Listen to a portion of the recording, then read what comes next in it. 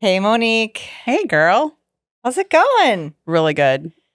You're glowing today. Oh, good. Like absolutely glowing. And we were chatting before we hopped on to do this episode, Yeah. and our topic, like, it just came out of our conversation. So Yes. we're obviously both really jazzed about this topic today.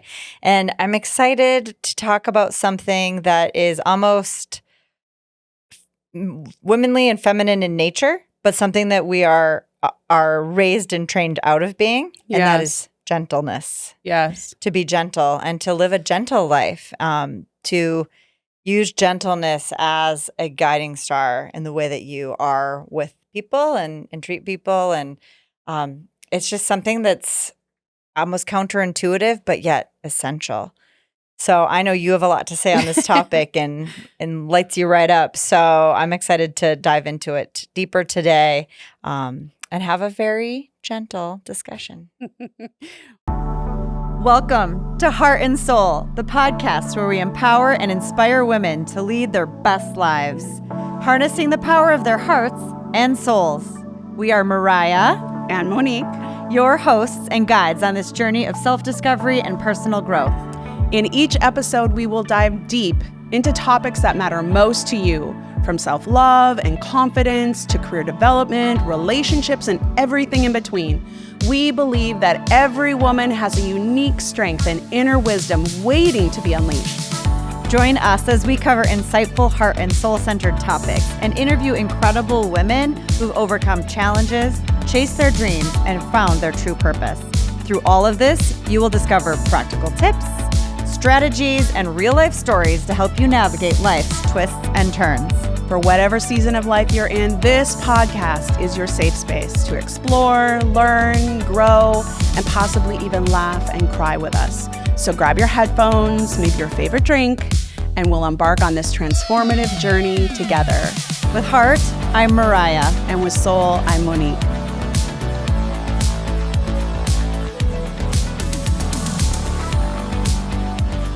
Well, thanks for kicking it off to me. So for anybody who's been following our podcasts, I had a breast cancer diagnosis and had surgery, and I may have shared this in our story, but when I woke up from the surgery, my oldest son was there, and I looked over at him and I said, "I'm so tired of being strong. I don't want to have to be strong anymore." And he reminded me of that about a week later. And he's like, "Mom, start living less harshly," right? Mm. And so before this, even last year, it had come to me that I had wanted to live softer. I had been through a lot of hard things, and it was starting to make me hard, like hard inside and hard outside, meaning just like tough. Your hard candy shell was also hardening on the inside. I was, soft inside, but like there was this toughness I felt I had to bring to situations because I had been through so many hard things. But Spirit was really trying to guide me to be gentle and softness. But my life really at that time wasn't maybe set up to be that way. I had a lot of interactions and relationships that never with you because you're like one of the loveliest persons alive. But in some other relationship settings, I just had some hardness. And once some of those had passed away, had left my sphere, and after my surgery was like, I got to get back to this thing because I don't want to be a cynical person. I don't want to be a hard person. I want to be soft and kind and gentle. In fact, I really want to build a course called The Gentle Path because I think, as you mentioned, in our culture, like we are lady bosses. We're tough. We're strong, right? We're taught to be hard. Not hard. Maybe that's not the right word, but tough and strong. Like you can do anything. And yes, you can. This is an accurate statement. But it's how I chose to be in the creation of all of that I really want to reset and come back to that softness. And sorry. You can be anything, but you can also get there gently. Yes. That is an avenue as well. Yes, yes. And I think maybe not allowing external circumstances to get to your internalness and then, mirroring each other where you can be the gentle thing in the room. So I've really been focusing on softness, gentleness, kindness, like this lovey vibe. Juiciness, you said when we were chatting earlier. I did say juiciness, she said, I just want to be like lovey-dovey, juicy softness, gentleness. And even just those words, I was like, that sounds amazing. I got goosies. I want to be around you. That's why I enjoy being around you. Yes. So a side effect has kind of happened as a result of really focusing on that. And maybe this is a side effect too, as part of my healing journey out of my cancer diagnosis as well. But I've really just activated and opened up joy in my life. Right? I mean, that's the goal, right? Right. That's everything we talk about, is just finding your way towards joy and all that comes out of that feeling. Yes. And so I feel that joy, happiness, just presence, and also passions have been activated as a result of me softening. So I know this might be a little counterculture, because we are kind of, you have to be strong, you have to do all the things. Yes, we can do hard things, right? Absolutely. I want to just come back to that. But we have a choice in how we choose to do those hard things. Aha. That's exactly hit on the whole point is we're going to have to do hard things. Yes. It's not really a choice. You don't get much choice in the matter. It's just part of our human existence. But what you do get choice in is how you show up to do those things, or how to make decisions or do anything every day. Yes. And you do have agency in that choice. Yes. And what you're saying is you've had an epiphany as of late to say, I choose to show up with gentleness, with love, with juiciness. Yes. And now you're feeling the other side of that. Yes. It's interesting because of course I wanted to get to joy, right? You knew that was an aspiration. Yeah, that's probably been, when I was young and people would be asking me, what's your goal in life? There's people, I want to make this much money. I want to be a doctor or whatever. Mine was, I just want to be happy. Yeah. Like I'm sort of a basic person that way, but then the struggle can be to actually maintain and hold that energy your whole entire life. And then also the energy of happiness is kind of like riding a wave, right? It comes and goes, where joy is actually the predominant thing. The Book of Joy by Desmond Tutu and the Dalai Lama is a really good book that talks about the energy of joy versus happiness and how the focus should be joy. So anyways. It's part of you. Joy is part of you, whereas happiness is a fleeting emotion. Yeah, it's a feeling. Where joy is actually a state of being. So anyways, back to what I was saying. So as I always wanted to be in joy, but that wasn't necessarily my focus, because my focus was, I can do the hard things, but can I do them softly? I have a really good friend of mine. Her and I do yoga retreats. Her name's Amy. And I remember her telling me once, and she's told me this probably now multiple times, is when we can do hard things, and it's really part of human design or part of just human beings, when you meet up with a lot of resistance, like a lot of hardness, like somebody comes at you and they're kind of like, they're charged. The initial response is, I must protect myself and I must match or raise the bar to the hardness, right? Would you not agree to that? She said the challenge is to actually see how soft we can get. Because then it's not, I don't see you, I don't acknowledge where you're at. It's none of that. It's actually, can we meet it with love, compassion, and tenderness? And since she said that to me, it's just been working in my mind on, yes, this is how I can meet energy of hardness. This is how I can meet the energy of hard things happening in life. And it's okay if I sit and cry for a while because I'm feeling overwhelmed. Where before it's kind of like, suck it up, buttercup, get back in there, just, stiff upper lip. So in that case, you were meeting yourself with love, compassion, and tenderness. Yes. And allowing yourself, and it works both internally with how you talk to yourself, show up for yourself, and then also how you talk to others or interact with others. Yes. I always sometimes think I might look like a goof walking down the street because I'm usually smiling at people. Uh-huh. Like there's nothing better than catching someone's eye with a smile. Yes. And just like a knowing of like, hey, there's something to smile about. And I see that in like cities all the time. If I was just in Chicago and just to look at someone, maybe at a store or, you know, somebody working in the city and like they're doing a hard job and I just look at them and I just give them a big smile. And they're free. Smiles are free. Smiles are free. And then to get it back, it's just this sense of peace that you're overcome by in the simple sharing of a smile. Oh my gosh. And a softness. And I've found that's a tool I've used in many parts of my life to de-escalate a situation. Yes. Is to come at it with that compassion, loving, and kindness. Say when a mother of the bride is coming at me hard and I know she's just stressed. Her you know, daughter's getting married. This is it's a big day. deal. Like, yeah.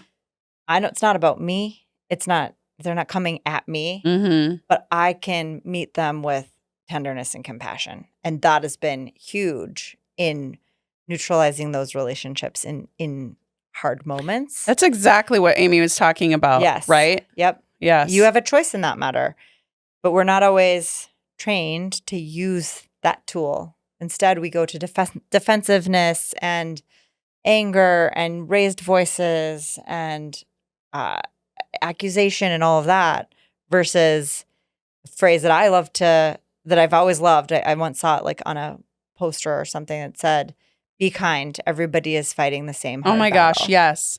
So if you just stop and are like, why are they acting this way? Like there's something behind it. It could be generations deep of the trauma that they carry. There's something behind it. Yes. It isn't you. Or why am I acting this way? There's something behind it. What's behind it? And just that gives you the compassion that you need to then start to behave differently or utilize gentleness as a tool for better interaction. I just had this conversation about kindness, like with someone, and they said, I just don't understand why it's so difficult for some people to be kind. Oof. Kindness is really simple to do. It's the simplest thing in the world, but some people really struggle with it. Yeah. Because they're acting out of scarcity. Oh, that's a really good point. It is so often traced back to a reaction that is based on my kindness means something less for me. Explain more. So, like, letting your guard down. Yes. And being kind. Well, that person might take advantage of me, right? Okay. Which means there's something less for me. Oh, that so they're fascinating. looking at it out of scarcity. Well, and maybe they're looking at it as like, I need to have one up or I need to win, or if there's not like you said, not enough. Not enough. And if I'm too kind to in one situation, there'll be less of my kindness to use in a different situation. So fascinating. I can't possibly be too nice to people because they'll take advantage of me. It's abundant. There's kindness just should flow when you're in that energy. How many of our emotions are abundant? Yes. They're free. Mine are. They're free. Like, it costs you nothing to be nice. Right. It costs you nothing to smile, to be gentle, to have joy. But we use those emotions scarcely. That is so true. We put our guard up. We hold our cards close to our heart, right? Like, and we actually mock or mimic people that wear their hearts on their sleeves. Oh, she wears her heart on her sleeve. Right. Like, and you know, part of it is just human evolution over time to be aware of the dangers around you, the tiger coming out of the cave, the warrior. You know, I think it developed out of that. That over centuries of putting your guard up. But at the end of the day, like, humans truly are emotional, energetic beings, and our emotions and our energy are free. Yes. So harnessing and using them for your abundance is really what we're talking about here. Yeah. Well, and it's so fascinating because you are really all about, you know, focusing on abundance versus scarcity, right? Absolutely. And who would have thought that this then would like wind its way to being in an abundance of higher vibrational emotions. Yeah. But the one thing I do want to say, so, okay, let's say you're listening and you're like, well, that's really nice. How the bleepity bleep. Sounds great, but yeah, how am I supposed to get on this gentleness, softness, velvety butter? Juicy, buttery, velvety path. Right. And I'm not saying that the joy and, passion is going to be the side effect of everyone focusing on this. It just has been for me. Where do I begin? Right. Yeah. Because I was sort of there too. I had been going through very hard things, but I felt like life was breaking me open and the hard candy shell was just like being demolished and the inside was like eking, kind of like it was oozing out. Yeah. Right. And so I think for me, it's an inside job. Ooh. And then it ripples out. I love that. It's an inside job. Yeah, it really is. Well, in my opinion, if you're having a challenging relationship with someone, look inside. If you are, dealing with challenges with scarcity, money or people, time, whatever, it's an inside job, right? Wouldn't we? It's always everything. Everything's an inside job, right? You always have choice in the matter, right? So if you want to live more in gentleness, and you're like, well, no one's gentle with me, so. Well, if that's the case, maybe there's some relationships, if they're not able to be gentle, that need to be ended or altered dramatically. Yeah. But I would say the majority of people, myself included, respond to how we are treated. Right. Are you being gentle with them? Exactly. And if you're not, then you need to back the bus up and start the gentle train right here. Being gentle with yourself. Yes. The way you talk to yourself. Yes. The way you think of yourself. Yes. The way you show up. Yes. And then just again, rippling it out, how you treat other people, you'll be met with it coming back at you tenfold, thousandfold. Yes. Like there's no doubt about it, right? Agreed. Like when you encounter someone who just embodies that, yes, the joy that they bring to the table, you feel it. You turn around and you pass it along. Yeah. You literally do. Yeah. I don't know. It's just a really good way to live. I would agree. It's so much. I mean, I know it's like where I'm at and I'm in a very good spot right now compared to where I was a couple of months ago. And I'm hoping I can take this energy of just joy, abundance, happiness, juiciness, gentleness forward. Because, when we talk about feelings, they have vibrationary rates, as you and I are fully aware from the Gabby Bernstein book, right? Yep. And our lower vibrational feelings, energy, feelings vibrate, lower. So like sadness, anger, they're all lower. But if we could focus on just like gentleness, it's kind of like a gateway drug to joy, peace, happiness. And those are higher vibrational states, which, you give and get and receive and back and forth. It's a give and take situation. So the more we put it out there, the more it comes back, to your point. Yep. It's just the universe just keeps mirroring it back and forth to us. So that's really where I've been trying to focus. And the side effect's been fantastic.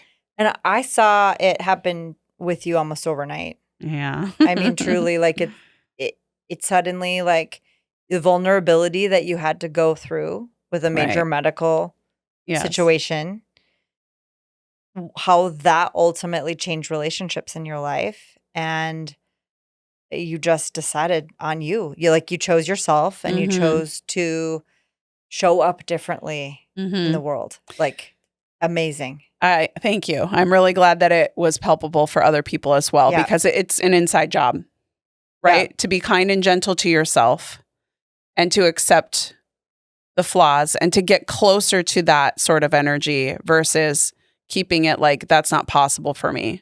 I want to ask you a question. Sure. Okay. So the life coach in me can't help. Yeah. Help it. Where in your life could you become more gentle? And maybe this should be a good question for our listeners as well, right? Like, can you identify 1 or 2 or even 3 areas in your life where you could become gentler? And then if you can identify that area, why are you not doing it already? I mean, I can think in my head. So would you know what I'm going to say?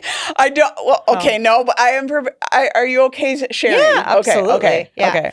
Okay. So probably two things. One, how I talk to myself in my head. Oh, which is probably surprising for people who know me.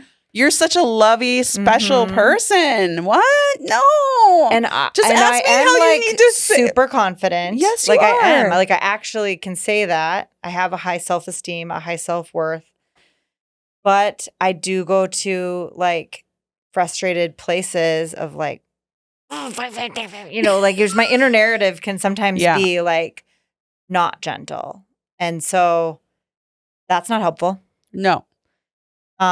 I've learned to work myself out of that by using the tools that we have talked about here. The Einstein time is huge for me to stop and be like, wait, I just dropped that thing and broke something in the kitchen. Like that's what really gets me is when I'm rushing around. Maybe it's a rushing, whatever happens, the clumsiness starts. Oh. And then it's the domino effect of like, I'm rushing out the door and then I break a glass, right? Yes. Now I got to sweep the glass. Yeah. And rather than being upset that happened, stopping and saying like, what? Well, I guess I just wasn't meant to leave yet. They'll be waiting for me on the other end whenever I show up. Right. So it's been really hugely helpful because I get caught in the rigmarole and the hustle and the bustle. And I don't leave room for gentleness in that or to stop and laugh at a situation. Yeah, or right. To like, to find the silver linings in that. So that's where I try to go to when I do sense that in myself that I'm just like, why are you being so hard on yourself? Or the perfectionistic tendencies. Yes. Like, why are you harping on what didn't go well? Like I will do an event that is so hard, so complicated, by all intents and purposes, like a great success. And all I think about is the one thing or the 5 things that could have gone better. Yes. Right. Rather than being gentle with myself to just celebrate like all that went well and that went right. And that, and that's just part of helping me to be successful is like constant pursuit of improvement and better. Evolution. But growth. For God's sakes, just like, be nice. Yes. So yourself. So there's that. Okay, wait. The second, why is it then that you're not, but maybe you already answered that. Why is it, what's keeping you in the way of? Yeah. I mean, I think it's partially just how I'm wired. Okay. Like with that perfectionistic tendencies. Okay. I think that's a big part of it. I think I'm not being gentle to myself in the amount that I take on. So I don't leave spaciousness. That's maybe more realistic. Right. Like I do understand this. And in the back of my head, I'm like, this was going to happen because you didn't leave spaciousness. Yeah. You didn't leave room for something to not go as planned. Yes. So there's different seasons that's the case. But I also just really like to be busy and productive. Same. So I understand. You take the good with the bad, right? Yes. On something like that. Okay. Thank you. But yeah, I think I could be a little more gentle with my own self-talk. Even though I'm probably not doing too bad. Yeah, better than most. Okay, was there another one? Yeah, probably with my husband and my marriage, to be honest. I think my children have in fact deemed me a gentle parent. If they one time one of my girls said, "Hey mom, I just saw a TikTok," and they basically described who you are as a parent. And I was like, "Oh, okay, tell me more." It's called gentle parenting. Oh, it's a parenting style, and I'm like, oh yeah, that's how you are as a friend too. I think that's me. Yeah, I think I'm a gentle, even when you have tough love, gentle friend, a gentle parent. I think I'm maybe a gentle boss. Yes, too. Yes, but I don't know if I'm a gentle partner. I think I'm hard on my husband. I could be more gentle with him. For sure. He's gentle, like I would say, more so than I am. So I recognize that. I just think I hold him to a really high standard. Like yourself, probably. Like I hold myself. Yes. And that's, both what is really beneficial for us. Yes. But maybe could be a little less extreme. I do feel like he's pretty ambitious himself. Even, Yes. Yeah. I mean, but he's I would say like more of a softie than I am. Oh. Between the two of us. Which is interesting, right? Yes. Actually, we were just talking about that last night. One of my girls was explaining to our foreign exchange student that like dad may not present that he's the bigger softy between the two of us, because he'll kind of be like, oh, tough guy.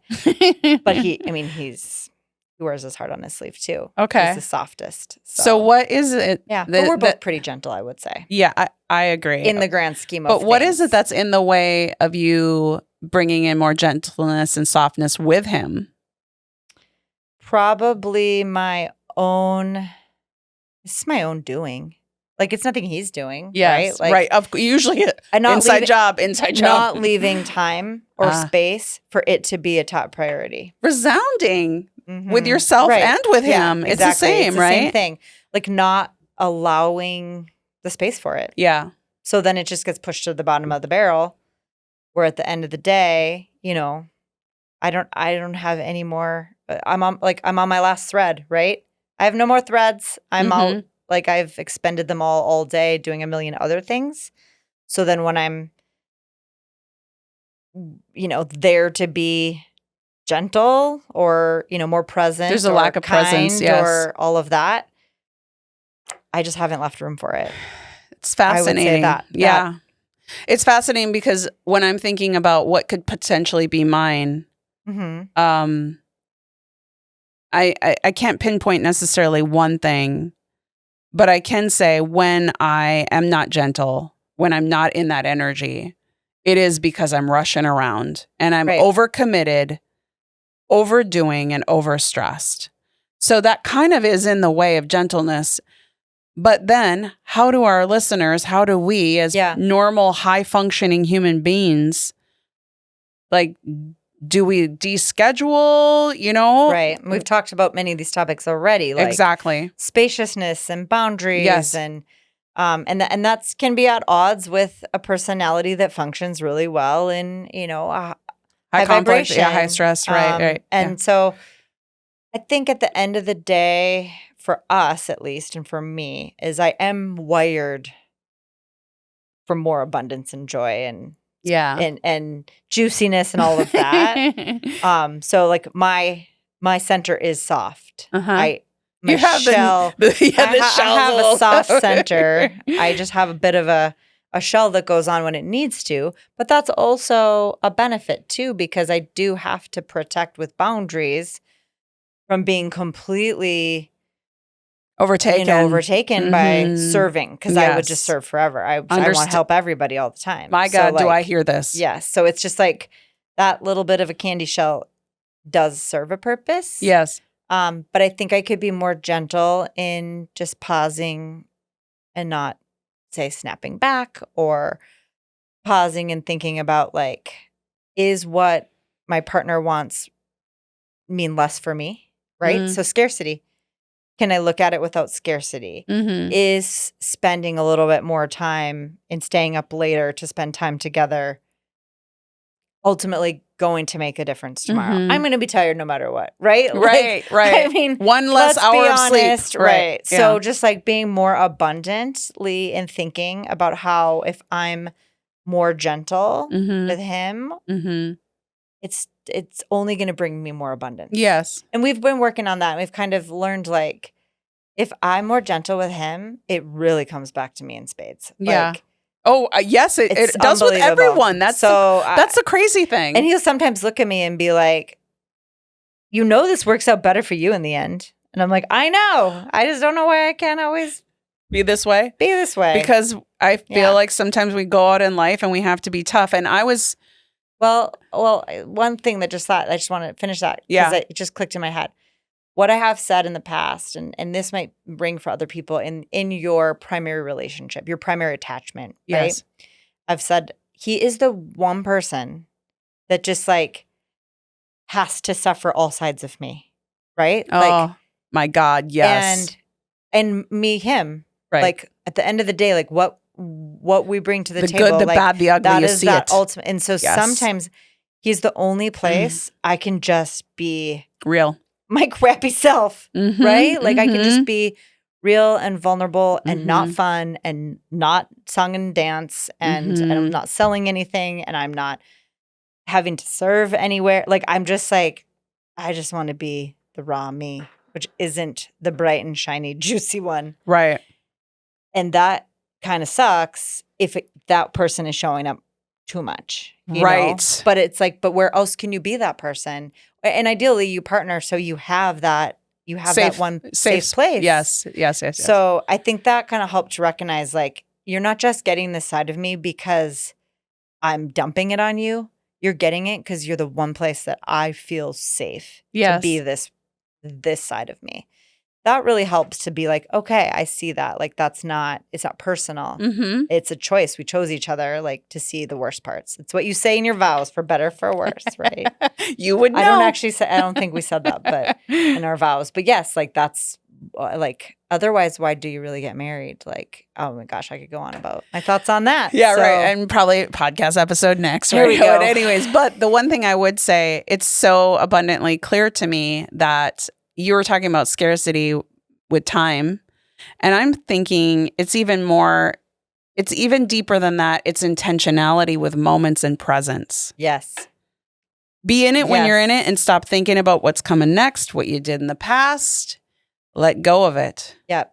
Because when you're in the moment and you're leading with intention, then that's all that really matters. But we are just future projecting and past obsessing.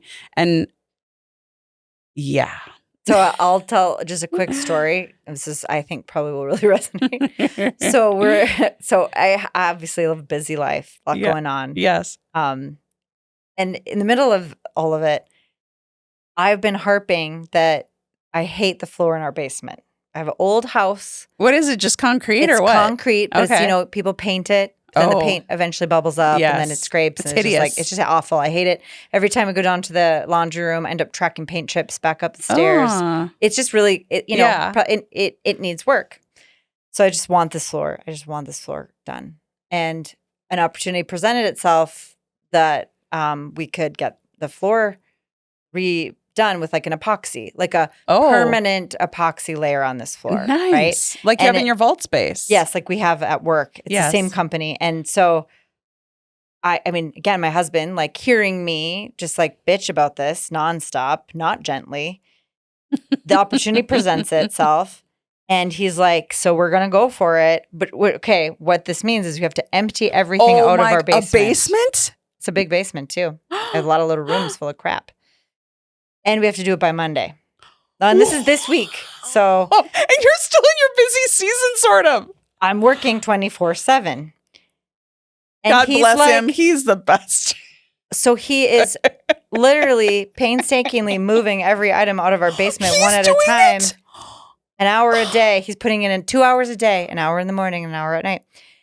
And I have the audacity to be stressing and complaining and agonizing about all of it.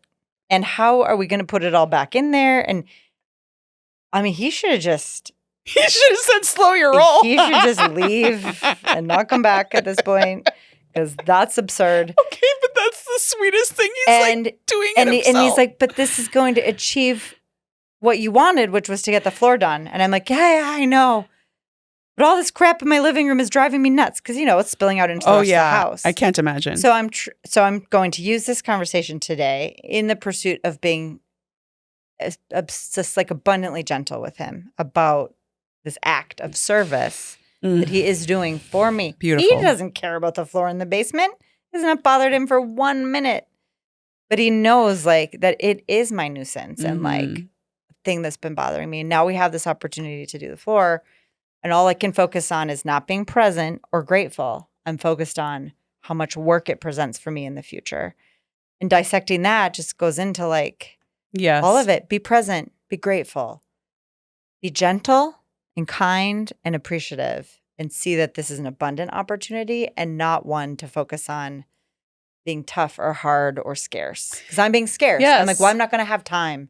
That's scarcity right then and there. And I have to say, when you focus on that, maybe like your joy and fun. I'm going to love the hell out of that basement floor. Yes, you are. And also, I kind of think like you'll be like tripping around and you can make a joke, fun, because you're like, how gentle can I be here? Well, I can be pretty gentle. Like, this is a shit show, but can I laugh about it? Because that's pretty gentle. Yeah, it can. You know, when you're bringing in that energy, it shifts the reactions. How fun can I make the process of the work? Living like this. I see your face. You're like, how fun can I make it? Having to sort through every item of my life that got banished to the basement. It's a good time to confront all the skeletons in my closets in my basement.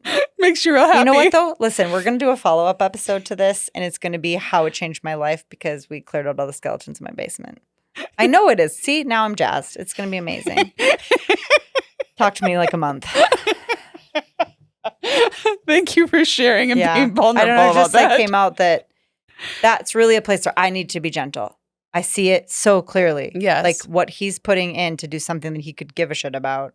Mm-hmm. And I'm every day meeting him with like, there's so much crap in the dining room and the garage. And I don't like how you're doing it. I don't like how you stacked it. What the hell? Sounds fun. Back off, lady. I have to say, too, I think for healing energy, gentleness, softness, kindness are all very helpful and useful. And on my journey, the last couple of months, they've really helped me to look at, too, the things that are going to be soft and kind to myself versus doing really hard things, which I have to do some hard things that aren't always soft and kind. But also, do I have to? Right? It's helped me be an evaluation tool, too. So anyways, I could go on. I could go on and on and on about this topic because it's where I'm at right now, and I think it'd be so cool if we could hear people like comment. I don't even know if we have the ability to comment. I think they can leave comments. I feel like on our Instagram, go on our Instagram page and share with us like what this episode meant to you. Yeah, does it land? Are you? Does it land? Does a gentle path register? Have you tried it? Also, how did it go? Ask yourself the question, right? The two questions. Where is it that I could bring in more gentleness in my life? And maybe it's one or more areas. And then what's in the way of me doing that? Yeah. Because what am I afraid of? Yeah. That will get to the root of what's standing right before you that maybe is the obstacle, but is it really? Is it self-imposed? Yes, right? Well, hopefully leave people listening with a lot to think about here and to relate to, because these are all stories. The lives that we live, our lives are so much like everybody else. Yeah, and the daily we're pretty normal. And, I think normal-ish. That if it resonates at all, then us showing up here today was for the right reasons. Yes, agreed. Thanks, Monique. Thank you. Cheers, friends. You've just finished another episode of the Heart and Soul podcast. We hope that you've enjoyed the show, and if you've loved it, we would love if you'd leave us a 5-star review on whatever platform you're listening. You can find links to leave that review in the show notes, where you'll also find other resources that we reference on our show. And if you think a friend could find value in today's episode or any future episodes, please share this episode with them on social media. This is one of the only ways the podcast can organically grow, and we just can't wait to connect with you and all of your besties. You can also find Monique and I on our many social media platforms or our websites, and we're going to leave links to those in the show notes as well. Thank you for listening. We look forward to sharing our hearts and souls with you again next time. With Heart, I'm Mariah. And with Soul, I'm Monique.